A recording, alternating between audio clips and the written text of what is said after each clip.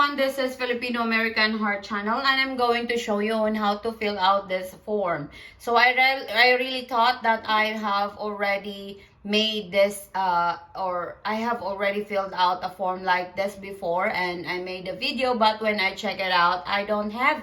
So today I'm going to do the update or the new expiration date, which is new expiration date with this form I-485 or application to register permanent resident or adjustment status. Okay, so if you're going to upload this video, not video, but if you're going to download this form, all you have to do is go to your Google account or your Internet Explorer, and then you can find it there. You have to search the word www.uscis.gov and then click the all forms, then find the form I-485. So this is the latest or updated form that we have right now in form I-485. It expires 31st, 2023 or March 31, 2023. Okay, so in this upper portion, you have to skip this one because it's stated for USCIS only. Then you have to go down. For example, if you are an attorney, this is what you're going to do. Check the backs, and then you have to fill out the form G28. Well, anyway, you know all that already. And then here, as you can see, you see the word here, start here.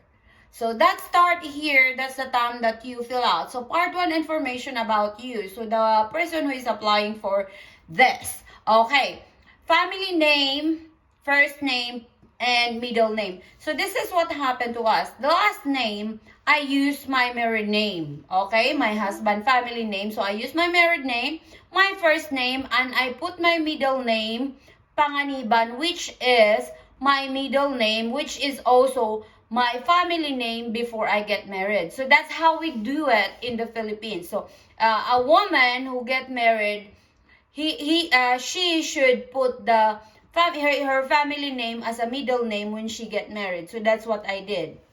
Okay, so in this part here, if you're using more names, you will write it here. But since I'm using only 2 names, which is my single name and then when I get married, so this is what I did. So in this part, I put it all nan.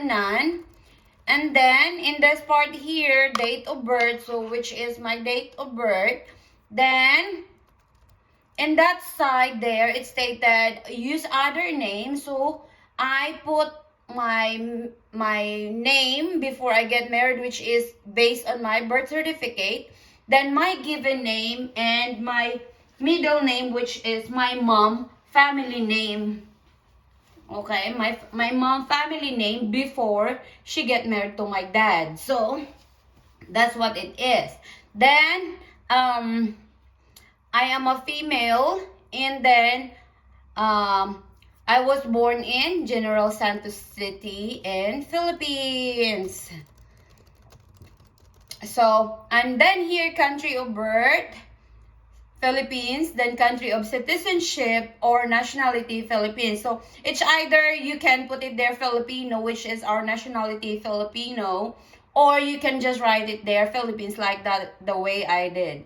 Then, alien registration number. So, I know you know your alien registration number. So, as you can see also at the top of this, I write my alien number at the top. So where can you find this alien number? So you can see your alien number when you applied or while you are processing your visa. It's stated in the right side corner at the upper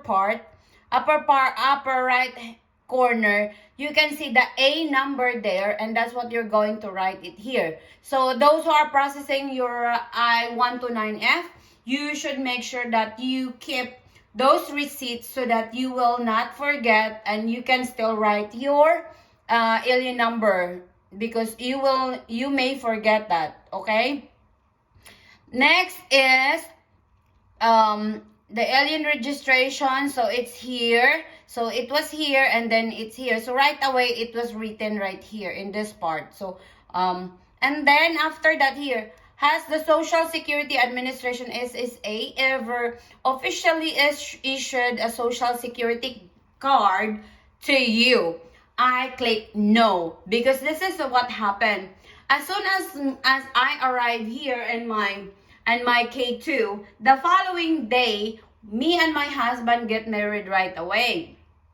And then we went in the same day, we went also to the Social Security, so that my husband can include my name to all the things that he has. So that's because we need to process all that. We have a lot of taxes that we need to pay and everything. So you should be included with that.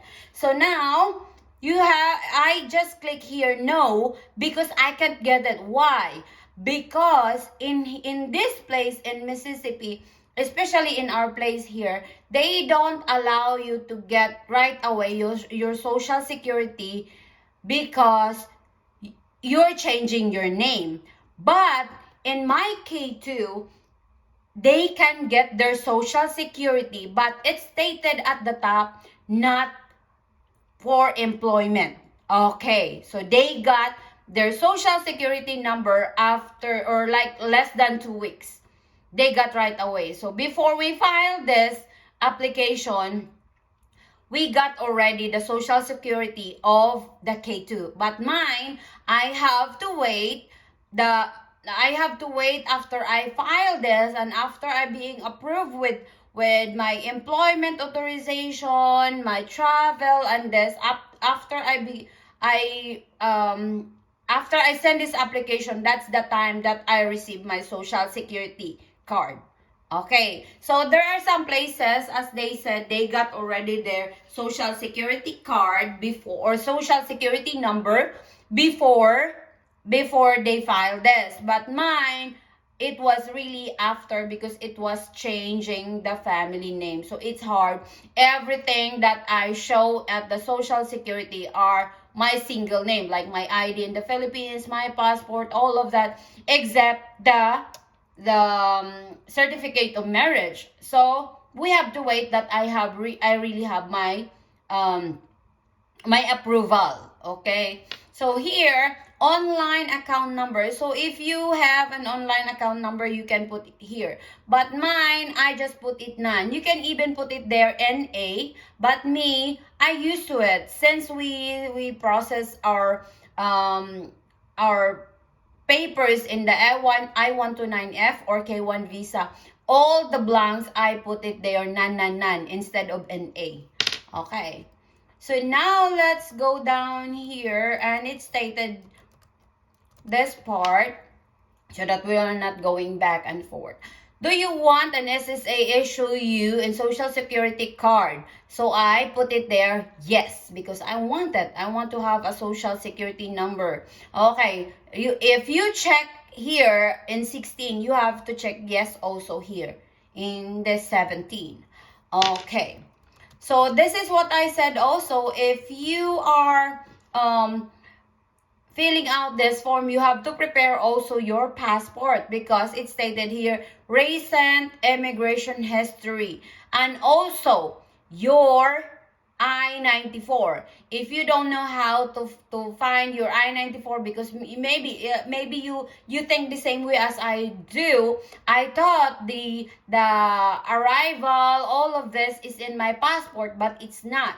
It was shown on a paper, and then I will show you everything are in there. Even if you've been a long time, if you click the history of travel in your I-94, you can still find your I-94 travel document in there. So no problem with that. Just check my video and you can find how you find your I-94. And another thing, if your I-94 is missing, don't worry about it. I made a video also on how you're going to find, and what is the solution that I did when I can't find also my 1K2 I-94. Oh my gosh, it's really a stressful time for me before, but I hope you don't experience that. But if you do, it's okay, because all those who are in the Department of Homeland Security, they are all good people. They talk to me good, they explain to me well, what will I do, this and that. And you know, I love these people in the immigration. So where they really want to help us all. So let's you can do it. If I did that, you can do it. So all you have to do is just check my playlist, the passport to dual citizenship process. So you can check that out there, and you can see how that I-94 was being recovered. Okay. Mailing address. So this is it. The mailing address is either in my name or my husband. So since I'm just new in here, so I rather in care of my husband name. Okay, instead of my name. Okay, then our street number, then our town, our city, then the state, and the zip code. So in here, as you can see, number 18 to 24, if you last entered to the United States using passport or travel document, so make sure it say the last, okay? That's the last time that you went here.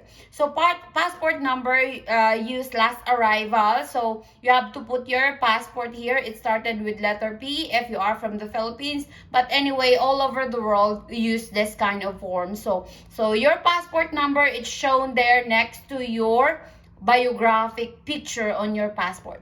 Then travel document, so it's still the same thing as I put in there, the passport number and also the passport number.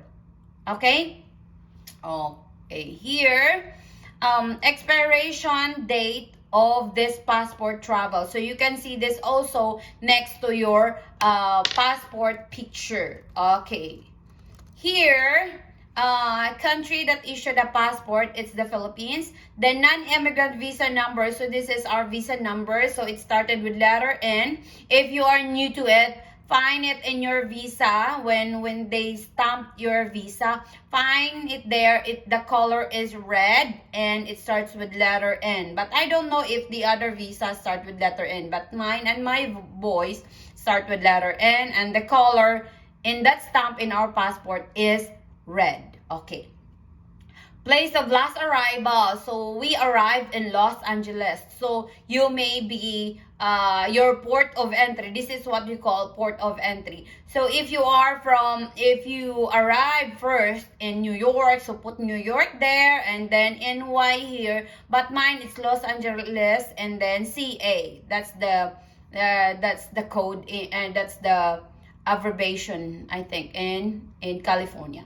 Then date of last arrival. So this is the date, date of last arrival. This is the date when you really arrive in America. Okay.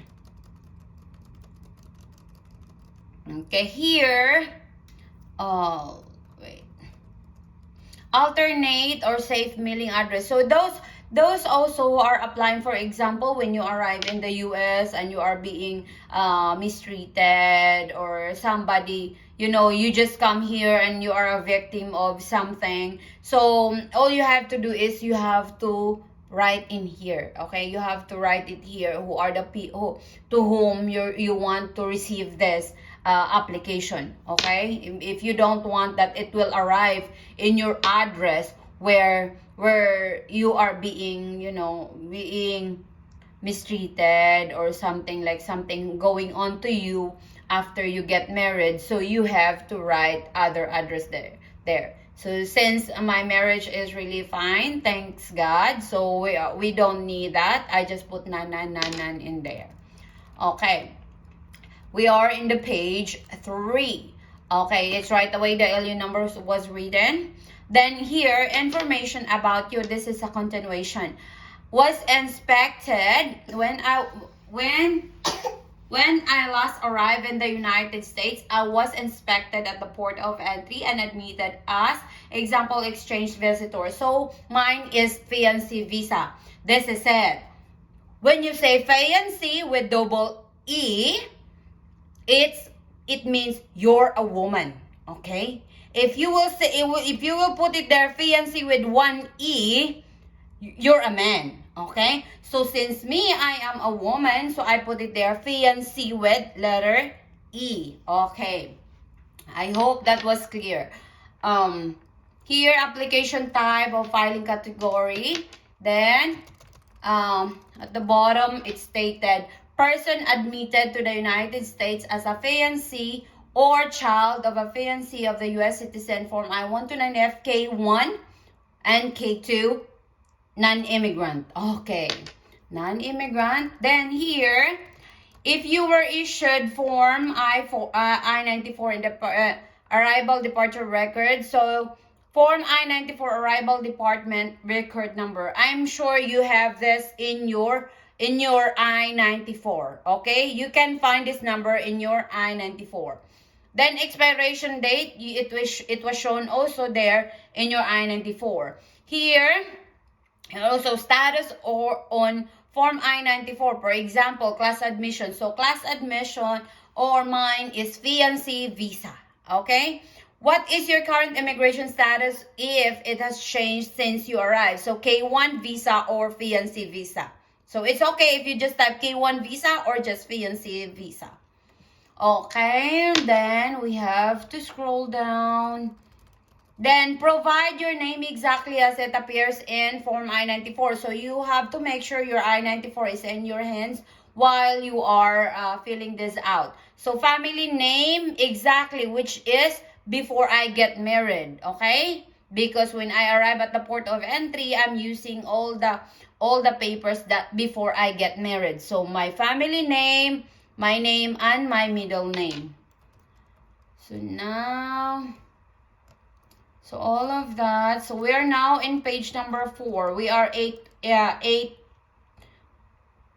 over 18. So this is 18 pages. We are in number 4 now. Application type of filing category. So here, information about your immigrant category. So principal applicant, which is the beneficiary. Okay, the K1 visa.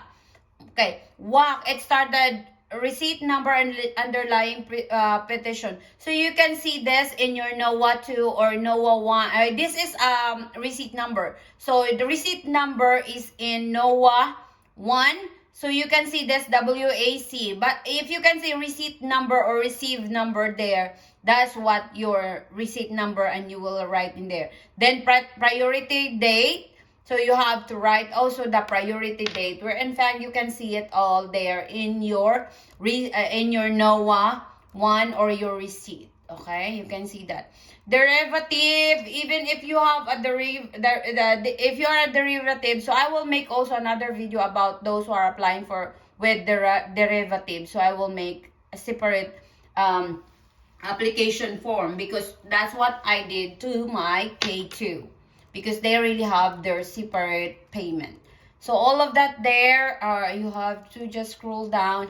Here, family name, all the nan. And then here, applying. Are you applying for a just status based on the Immigration Nationality Act? I put it there. No. Then here, additional information about you. Have you ever applied for an immigrant visa to obtain permanent resident status in the U.S. Embassy or U.S. Consulate abroad? So I click no. And then scroll down, page 5. Part 3, additional information about you.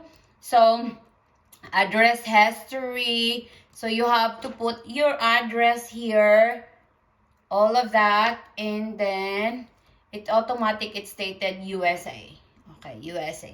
Then date of residence. So date of residence from the start that I arrived in the US. Okay? The time that I arrive at the port of entry. After that, I have a connecting flight. We have a connecting flight going to our place right now. And that's from the residence from that moment. Okay? Then until present. Then the next to that is this side in here is the physical address to, which is your address in the Philippines. So I just, I just put the last address that we have because it's really hard to think when and where. But you have to make sure this is it also. Whatever you write in here, whatever you filled out in here, make sure that it is the same as what it was written in your I-129F when you apply. Okay, for example, this one, physical address, your physical address in the Philippines, this one. So you have to make sure this one also will appear also in that I-129F so that it's hassle free, as in you don't have to think like, oh, maybe I got wrong in there and this and that. So that's the reason why I just put one physical address there in the Philippines, and it started from when I was born until the time that I go to America. Because we are in Jensen, we travel going to Manila, and we're waiting for the flight going to America, which is January, something like that. So you have to, it was stated there January 10, right? I arrived, for example, 10. This is just example anyway. So let's say 8. I will just put 8 in there so that you will, because it's stated there, the example I made there is we arrive January 10. Okay, January 10. So just to make sure, this is just an example anyway. So the date that I was born, and then before I fly to America, I put it there, and then only one address I put it so that I don't have any problem. So here, employer, about your employment. So name of the employment. So I was a manager there in a store, and it's in the Heights, the street, the town, the province, and then the postal code, the country, and my occupation. So it's stated there. If you don't have any experience about jobs, so just put it there, unemployed. Okay, at the top, just put it there, unemployed, or none.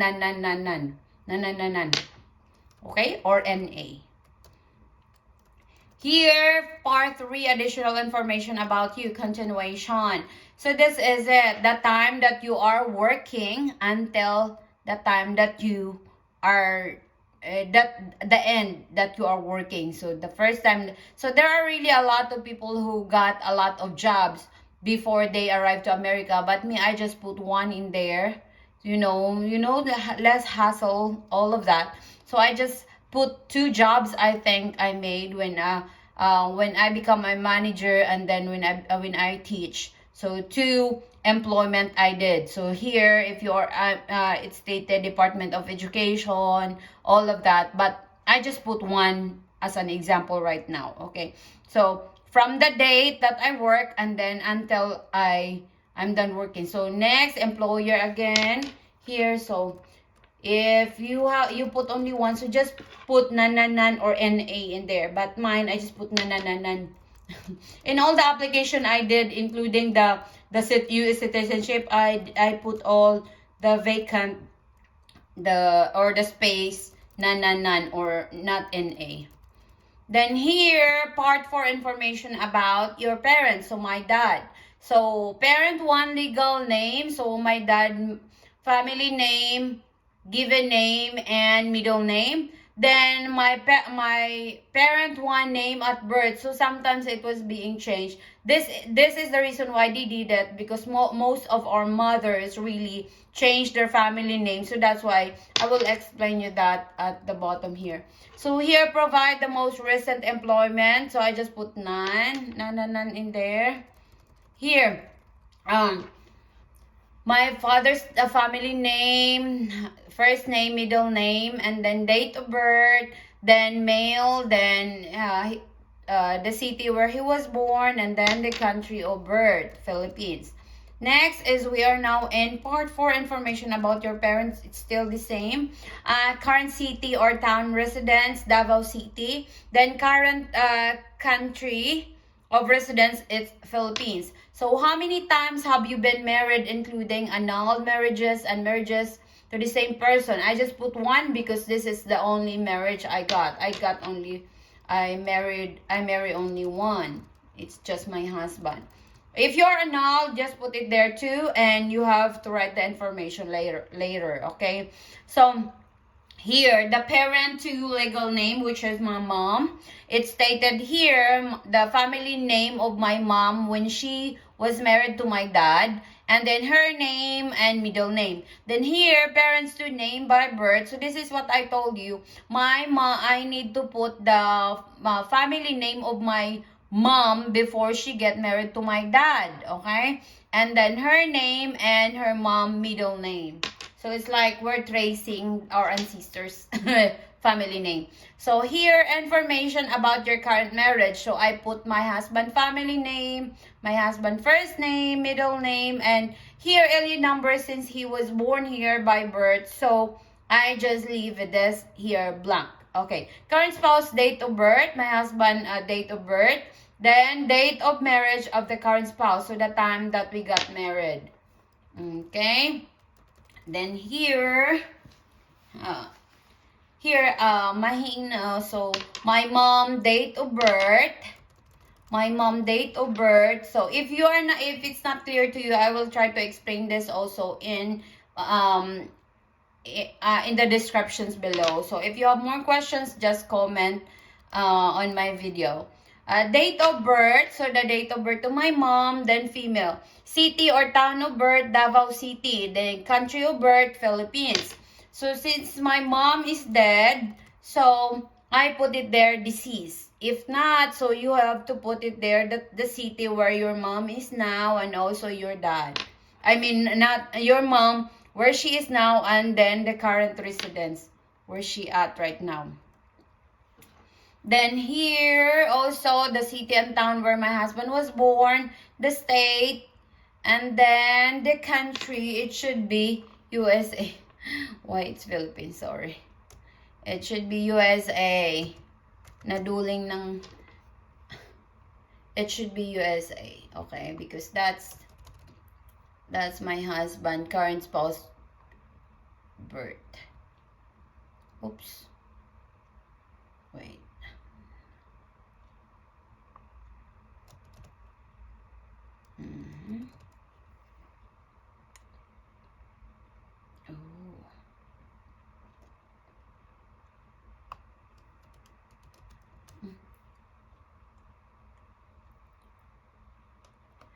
Then, here, part 5, information about your marital status, then married. Then here, if you are married with a spouse, current member of the U.S. Armed Forces, my husband is not a member of that, so I click no. Then, place of marriage of current spouse, where me and my husband got married. So, city of Memphis, for example, and then state Tennessee, and then country is USA. Is your current spouse applying with you? No, because he is already a citizen. Okay. Wait. When did I do it right? Okay.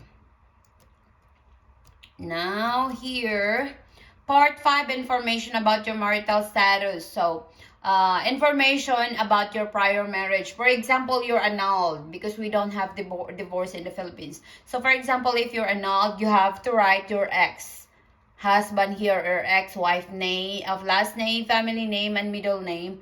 Then, the date of birth and the date of marriage of the prior spouse. So, I know you can see this on your separation or annulment paper or divorce paper. So, you can write in there. Then here in this side, part information about your children. So 5, I have 5. You know why? Because I have 2 kids. My husband have 2 kids and we have 1 baby. So there are really some situation that when your fiancé go to the Philippines and you miss so much and the woman get pregnant while you are processing your papers and then she give birth here in America. So that's what will happen. That's what will happen. So you you can get a baby right away. So we have 5 and I will show you all the name of our 5 kids, how it was written.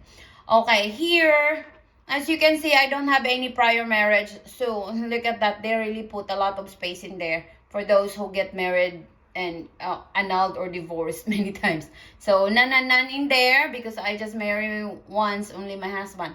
So here, the current legal name of my first K2. So the last name, which is, as you can see, my family name is Panganiban Y. Gomez, because they followed the name of their dad even if we're not married before. So it's allowed in the Philippines also like that. So Gomez, then given name, and the Panganiban. Okay, Panganiban, which is my family name before I get married. Then alien number. So I know you will be shocked also about this alien number. Alien number, you can see this alien number with the alien number of the principal applicant, because your K2, the K2 don't have alien number yet. So after this application was sent, your K2 have their own alien number. Okay, so that, remember that your K2 will get their own alien number after you are being approved with this adjustment of status. So since you don't have yet, so you have to use the alien number of the principal applicant, which is the K1 visa holder or the beneficiary or the mother or the father that was being petitioned. So this is the derivative or the K2 names. Then date of birth, then country of birth, then is this child applying with you? Of course, yes, because that is your derivative. Here, none in that side, because that's about still about your prior marriage or your exes. So child 2, my second K2, still Gomez, and then Arthur Dave, the first name, middle name, Panganiban, which is my family name before I get married. Then another, the alien number of the beneficiary or the principal applicant, you should write in here so that they will be included with the process. Okay, date of birth, then country of birth. Then is this child applying with you? Yes.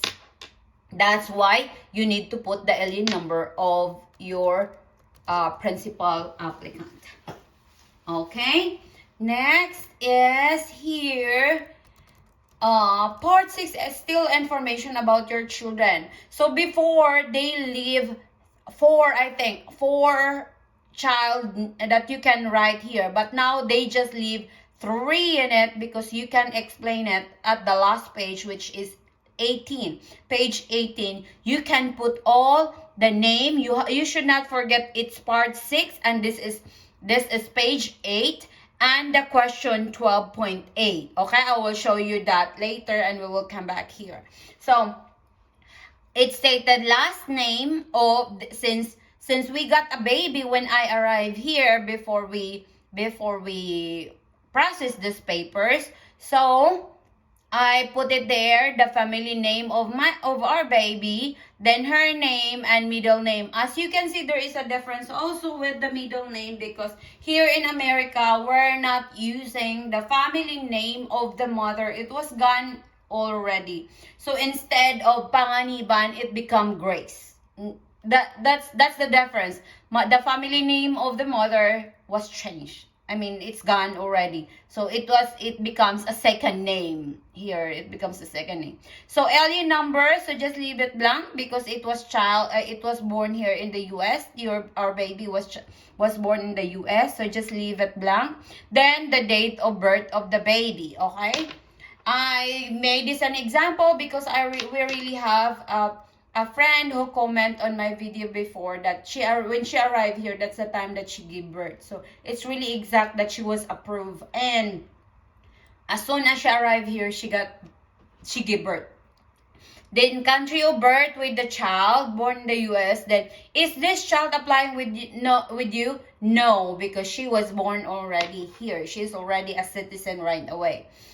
General eligibility and inadmissibly grounds. So have you ever been member or involved in the foundation party club? It's no. I will just make it fast because it seems like my video is that long.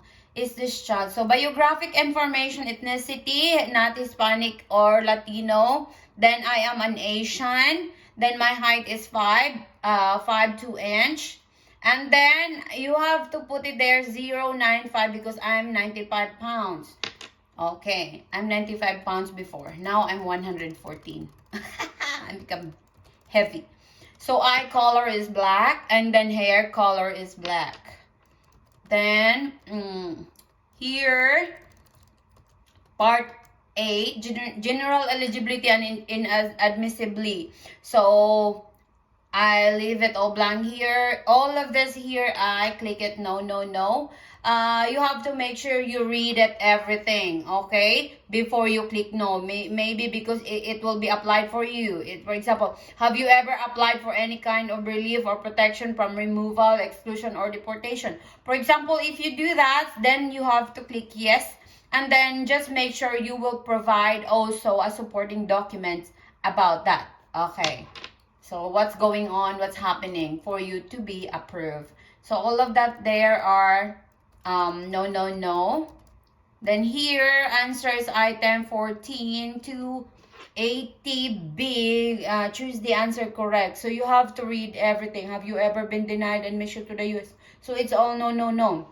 Here, criminal acts and violations. So all of that there are no, no, no.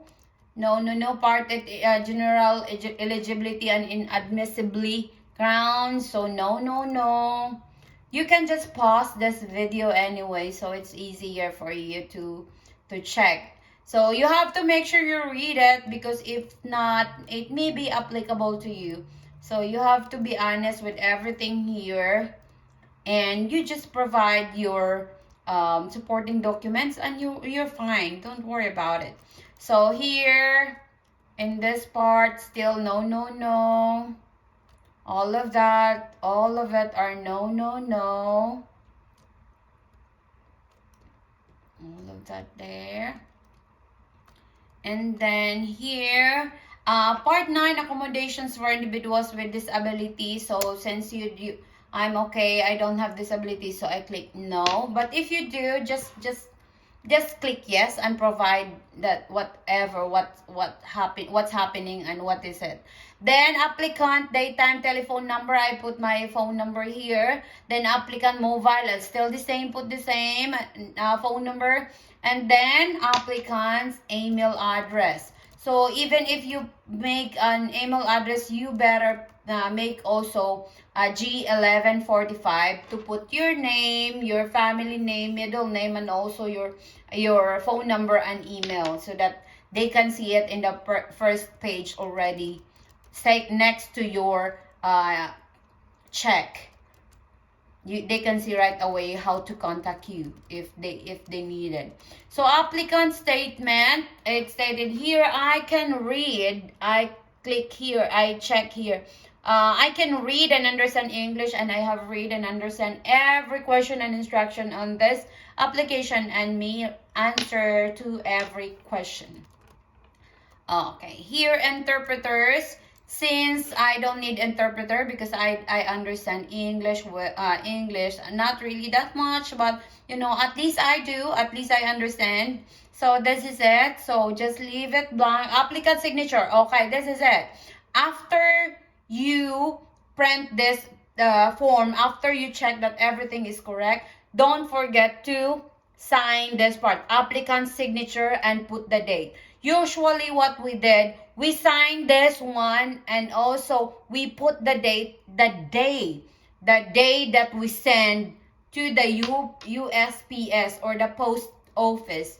Before we send it, that's the time that we sign, and we make sure that we sign this one, and I make sure that I sign this one and put the date. Okay? Here, if you have interpreter, so you have to put it here also the phone number and the email ad. But if you don't, so just leave it blank or put nan, like what I did. Then here, interpreter's full name, nan, interpreter. So all of that are nan in there. Then here, page 17, as you can see, it's all nan because the one who prepared is just me. Okay, no other people who prepare it. So I just put it there, none. Signature at the interview. Don't write anything in here because when you got an interview, you will the consul or the staff of the USCIS will tell you what to do, or they're the one who will do all this. Okay. Then plus another thing, not everybody got an interview. I got a lot of friends whom they did not undergo an interview for adjustment of status. Those who got an interview in adjustment of status mostly are those who have K2, because they in our case, our kids are being asked by the USCIS staff. Well, anyway, the questions are just easy. If you want me to make a video about our experience with that, so I am willing to do that. So part 14, which is our last page, which is page 18, additional information. So in this part here, it was written right away. It's automatic because this is PDF. So it's automatic. It was stated the last name, family name, and middle name, then my alien number right away. Then this is what I said, because I have 5 kids, and these are all, the 2 persons here are my step kids. So as you can see also, the last name at the top, first name, middle name, alien number is none because they are a U.S. citizen. Then their date of birth, then country of birth. So is this child applying with you? No, because they are your step kids and they are here in the U.S. and they are born in the U.S. Then relationship with you, stepchild. Okay, even if they are all in the, they are not minor anymore, you have to include them there too. So my second, it's still the same question. My second stepchild or stepdaughter, page 8, part 8, question 2A. So last name, first name, middle name, alien number, date of birth, country of birth. So is this child applying with you? No. Then relationship with the child, so stepchild. So that's what I said. So we will find, I will show you this, and then I hope you understand this video. If you have more questions, just comment down below so that I can make video like this one. It was requested for me because I don't have that video of I-485. So if you have questions, or if you want me to make a video to make it clear to you, so I will show you this. Okay, this is it. Page number, then part number, and 2A. So I will show you that. About that page 8, and that was part, there's 1. Okay, this is page 8. This is part 6 question, information about your children. As I have said, I have 5 kids. I have 2 derivative or K2, and me and my husband have 1 child together, and I have 2 stepchildren, which is not minor or minor, you have to include, okay? Not minor or stepchildren of any age. It really stated there. So that's why here, see, I have only 1 child, my first K2. So it's stated, as you can see also, it's stated this is part 6, which I write in there. Then this is page 8. Then question number 2A. Okay, question 2A. So that's what it stated there at the last page. At the last page here. So I hope this is clear to you. The last page, page 8, part 6, item number 2.A. Okay, I hope that is clear for you all, and I hope you will learn something from this video. So I will just click like that so that you all can see what's going on. You can even pause this video. It's really that long because I'm explaining this one clearly, because it's seldom who made a video about this, those who have K1 with K2, and also child born in the US, and also with stepchildren. Okay, and there are really really part in there. You know what? The last form, it was really hard because they are asking about how many people, the income like that. Well, anyway, those income, it's shown in the I-864, which is affidavit of support from your sponsor or petitioner. Okay, I hope this really help you all.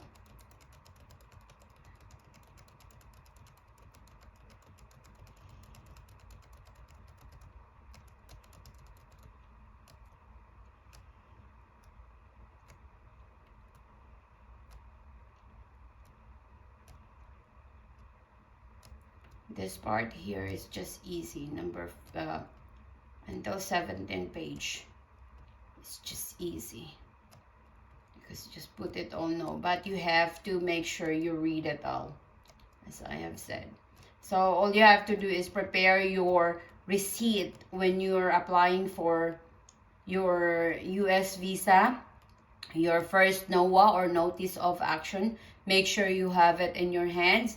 Your notice of action too, your passport, your I-94, your date of birth, the date of birth of your children, you know, all of that. You should know about that, and you should know also the date of birth of your stepkids if you do or if you have. So it's really hard, but you know, if you have all those papers, mostly it's not really hard for me because I got, how do you call that, it's not really hard for me because I have all the papers and I have studied everything before my interview, US visa interview. That's why I know what to do with everything with this application. So that's all for now. Thank you for watching, everyone. And before you will file this, I'm sure you will receive a letter because it's stated 90 days. So by before 90 days, you can file this papers. Okay, you can file the I-485 or register permanent resident. So before your 90 days expired, so you better apply this one. After you get married, I think you can apply right away. So just check the instructions for you to have more info. And this is just an example the way we filled out our form.